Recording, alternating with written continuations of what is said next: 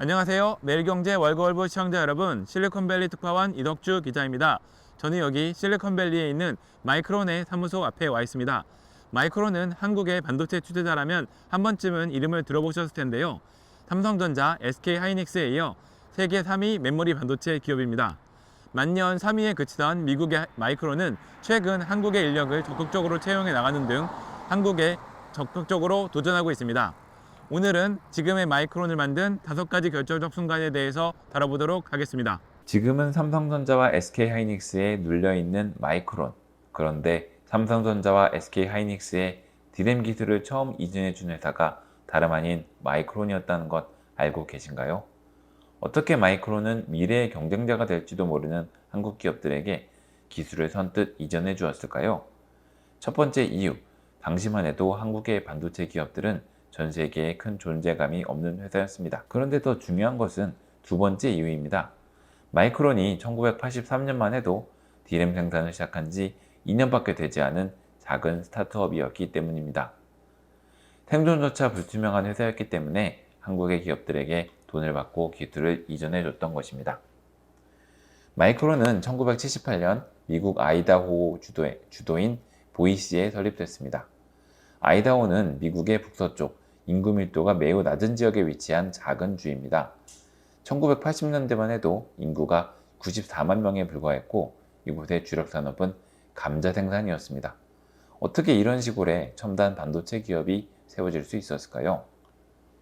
마이크론을 창업한 사람들은 워드 파킨슨, 조 파킨슨, 데니스 윌슨, 더그 피트먼의 4사람입니다. 이 중 워드 파킨슨과 조 파킨슨은 일란성 쌍둥이로 모두 아이다호 출신. 조 파킨슨은 컬럼비아대 법대로 가서 변호사가 됐고 워드 파킨슨은 유타 주립대에서 전자공학을 전공하고 페어차일드 반도체에서 일합니다. 그는 모토로라를 거쳐 모스텍이라는 반도체 회사로 이직을 하는데 모스텍은 한때 디램 시장의 85%를 차지하기도 했던 대표적인 미국 디램 기업이었습니다. 데니스 윌슨과 더그 피트먼은 모두 모스텍에서 워드 파킨슨이 함께 일했던 반도체 설계 엔지니어들이었습니다. 세 사람은 인모스라는 경쟁사에 이직했다가 모스텍으로부터 소송을 당해 인모스를 떠날 수밖에 없었고 결국 워드 파킨슨과 더그 피트먼의 고향인 아이다호로 가서 반도체 설계 전문 회사를 차리게 됩니다. 이 과정에서 워드의 형제인 변호사 조 파킨슨도 회사에 합류하죠. 1978년 막 설립된 마이크론, 이들 앞에 반도체 업계에 충격과 공포를 던져주는 자들이 등장합니다. 바로 일본 전자회사들이었습니다. NEC, 히타치, 미쓰비시, 도시바, 후지츠 같은 일본 반도체 회사들이 저렴한 가격과 빠른 혁신 기술로 미국 디램 기업들을 압도해버렸기 때문이죠. 심지어 모스텍이나 인텔같이 마이크론보다 훨씬 앞선 회사들도 나중에는 일본 기업들의 두 손 두 발을 다 들어버리게 됩니다. 이런 최악의 상황에서 마이크론은 설계 전문 기업이 아니라 디램을 직접 만들기로 결정을 합니다. 하지만 반도체 팹을 짓는 데에는 많은 돈이 필요했고 창업자들은 아이다호의 유력 기업인으로부터 투자를 받아 공장을 짓습니다. 지금도 아이다호를 대표하는 감자 기업인 JR 심플롯 가문으로부터 투자를 받는데요. 이들은 한때 마이크론 지분 40%를 보유하기까지 했습니다. 1980년 만들어진 마이크론의 공장은 비용 절감에 모든 것을 걸었습니다. 저가의 일본 반도체들과 경쟁하려면 반드시 비용 절감에서 승리해야 했으니까요. 깡촌인 아이다호의 공장이 있다는 것은 의외로 마이크론의 경쟁력이 되었습니다. 아이다호는 땅값도 인건비도 저렴했고 무엇보다 아이다호주의 풍부한 수력 발전 덕분에 전력 요금도 저렴했습니다. 캘리포니아 전기료의 3분의 1에 불과.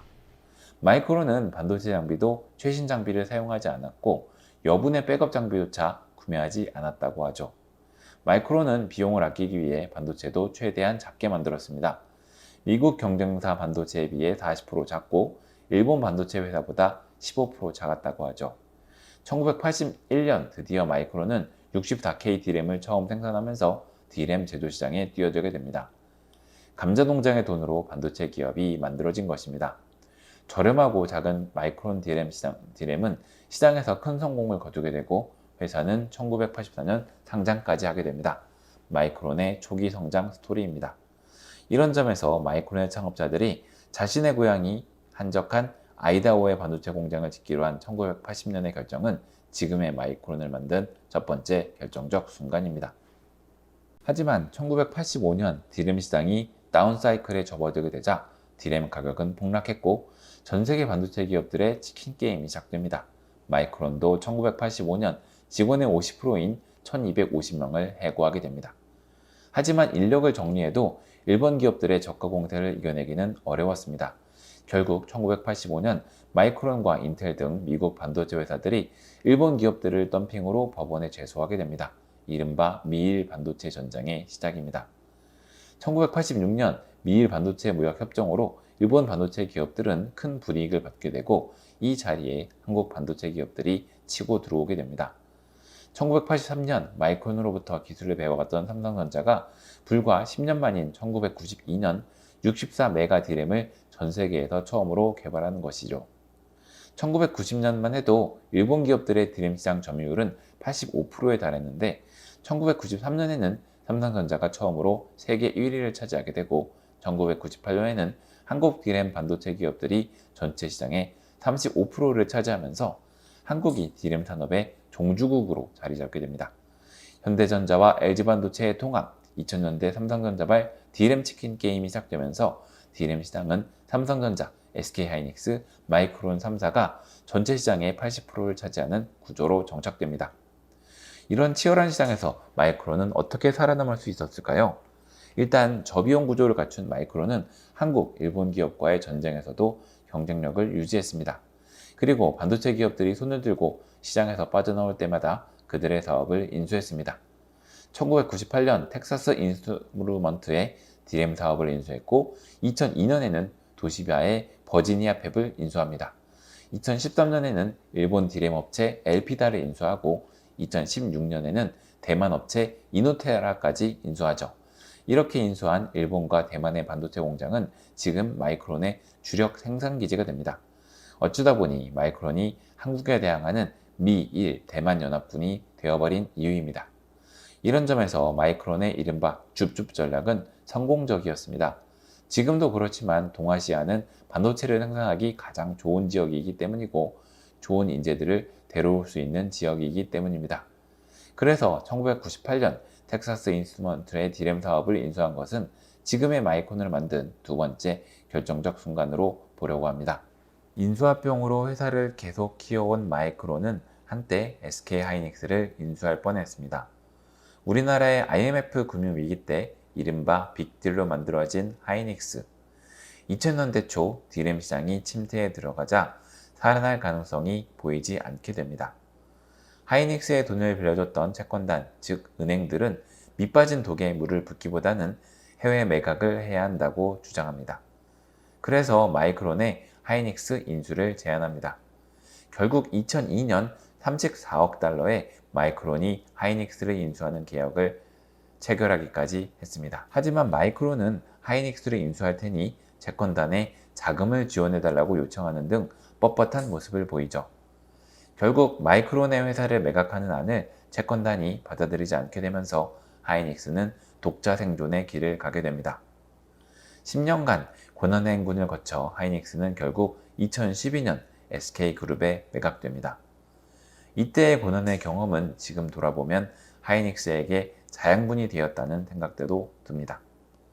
만약 2002년 하이닉스가 마이크론에게 인수됐다면 지금 메모리 반도체 시장의 모습은 완전히 달랐을 것입니다.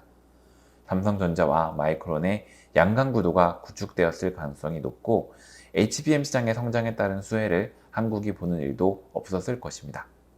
이렇게 본다면 2002년 SK하이닉스를 인수하지 못한 것은 지금의 마이크론을 만든 세 번째 결정적 순간이라고 할 수 있습니다. 2001년 아이팟의 등장으로 주목을 받기 시작한 메모리 반도체가 있습니다. 바로 플래시 메모리죠. 초기 플래시 메모리 시장은 삼성과 도시바 진영이 이끄는 낸드 플래시 메모리 진영과 인텔과 AMD, 후지츠가 이끄는 노어 플래시 메모리 시장 진영으로 나뉘어 있었습니다. 하지만 시장이 낸드 진영으로 쏠리는 모습이 보이자 인텔은 2005년 마이크론과 손잡고 낸드 플래시 메모리를 생산하는 합작사 IM 플래시를 설립합니다. IM 플래시는 삼성전자의 아성을 넘어서지 못하지만 마이크론이 이 시장에 진출하는 데 중요한 역할을 합니다. 마이크론은 2018년 IM 플래시의 나머지 지분을 인수하고 완전히 자회사로 만들어 버립니다. 낸드 메모리 시장에 진출한 덕에 마이크론은 스토리지와 데이터 센터용 메모리 시장에서도 존재감을 유지할 수 있었습니다. 2005년 인텔과 IM 플래시 설립이 지금의 마이크론을 만든 네 번째 결정적 순간입니다. 삼성전자와 하이닉스에 눌려 메모리 반도체 업계의 만년 3위를 차지하고 있던 마이크론에게 엄청난 기회가 최근 찾아옵니다. 코비드-19 유행으로 전 세계 공급망이 멈춰서자 미국 내에서 반도체 생산 시설이 없다는 것을 미국 정부가 깨달은 것입니다. 물론 미 정부의 가장 큰 초점은 TSMC와 같은 로직 반도체의 파운드리에 맞춰져 있었습니다. 하지만 메모리 반도체도 중요한 반도체죠. 마이크론은 버지니아주에 메모리 반도체 공장을 가지고 있지만 주요 생산 시설은 대부분 동아시아에 있습니다. 싱가포르에서는 낸드 플래시 메모리를, 일본과 대만에서는 D램을 생산하고 있었습니다. 하지만 바이든 행정부가 칩스법을 통해서 미국 내 반도체 생산에 대한 지원금을 주기로 하자 마이크론은 아이다호주와 뉴욕주에 반도체 공장을 건립합니다. 지난해 말 바이든 행정부의 임기가 끝나기 전 61억 달러의 보조금을 확정짓게 됩니다. 모두 D램 생산 시설입니다. 여기에 더해서 트럼프 행정부가 한국산 반도체에 관세를 부과한다면 미국 내에서 생산하는 마이크론의 D램은 한국 제품에 비해서 경쟁력을 갖출 수 있게 됩니다. 물론 메모리 반도체의 최대 수요처인 전자제품 생산이 대부분 아시아에서 이루어지고 있기 때문에 실제 관세가 어떻게 영향을 끼칠지는 지켜봐야 할 것 같습니다. 그럼에도 불구하고 2022년 미국의 반도체 지원 법안은 지금의 마이크론을 만든 다섯 번째 결정적인 순간이라고 봐야 할 것 같습니다. 지금 미국의 자국 우선주의와 국내 제조업 육성 전략은 마이크론에게 찾아온 천재 1호의 기회가 될 것으로 보입니다. 한국 메모리 반도체 기업들에 밀려 항상 3위에 밀려있던 마이크론이 유난히 공격적으로 나서는 것은 이런 생각이 깔려있기 때문으로 보입니다.